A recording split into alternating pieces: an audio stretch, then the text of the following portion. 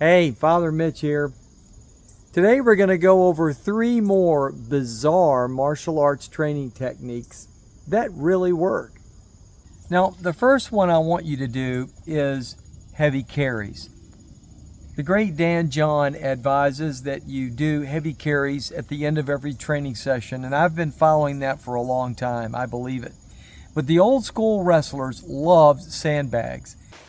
Over your head and down. And then 2, picking them up, hefting them, moving them around, especially ones that had a little bit of slack in them. Now you'll see right here I've got a couple. The one on top is a 50 pounder, the one on the bottom is a 70 pounder. I've used up to 160 pound sandbags.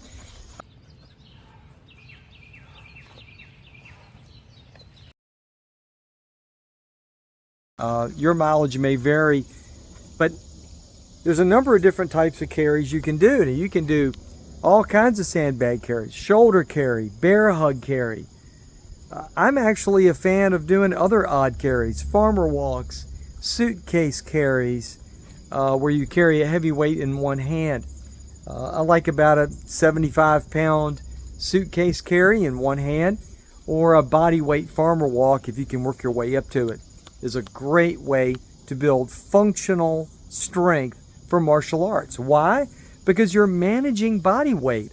When you do martial arts, you're actually grabbing other people.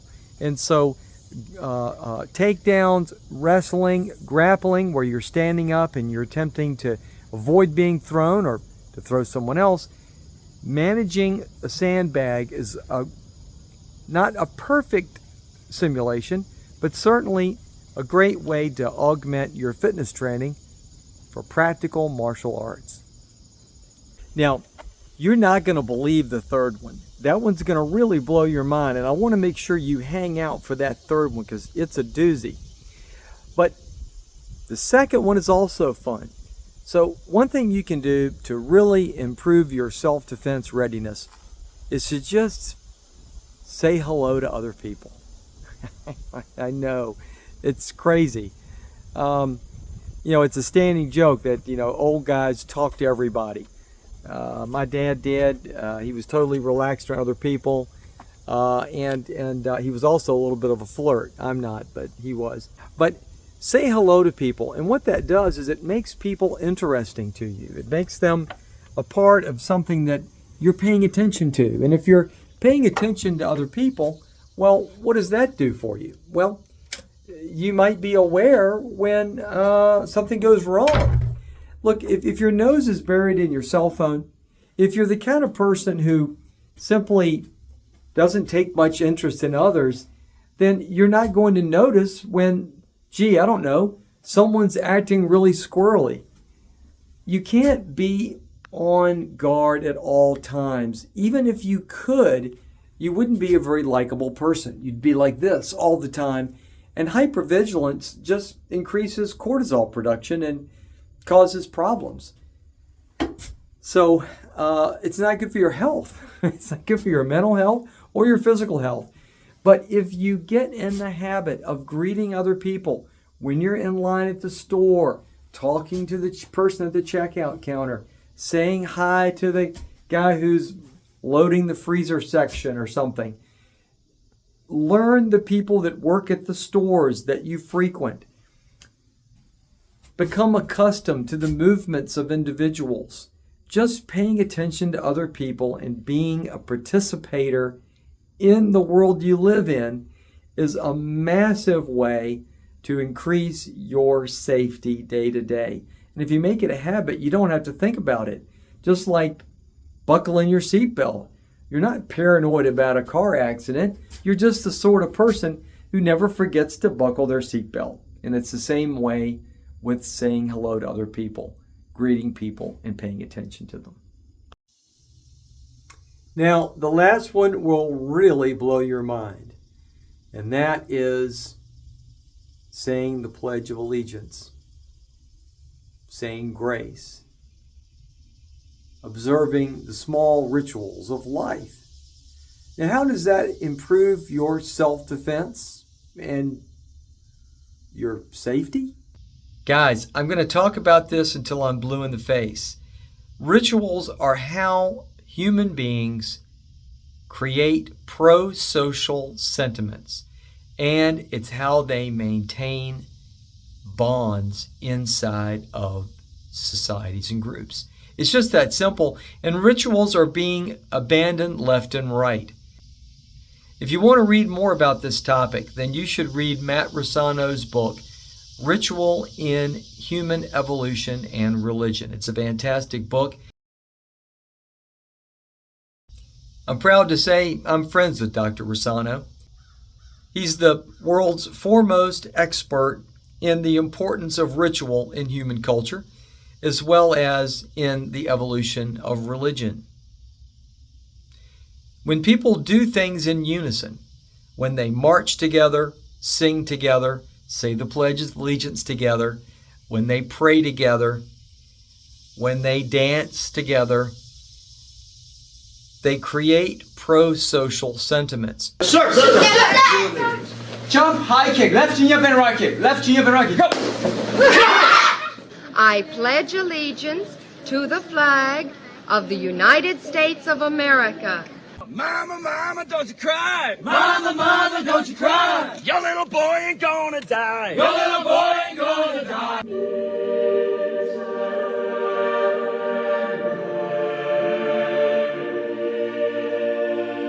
Look, science bears this out.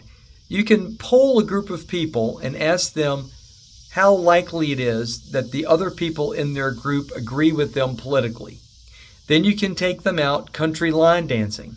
Then afterward, you can poll them again, and the likelihood that they have predicted that they agree with others politically goes up because it increases pro-social sentiments. And it's very likely that the polarization in our nation and what causes friction between us and our neighbors and people online and everything else is the lack of shared ritual. The Surgeon General's report that indicated that over half of people in the United States suffer from the negative health effects of isolation, loneliness, and so on indicates that the lack of ritual is actually in causing people to be more isolated, more resentful.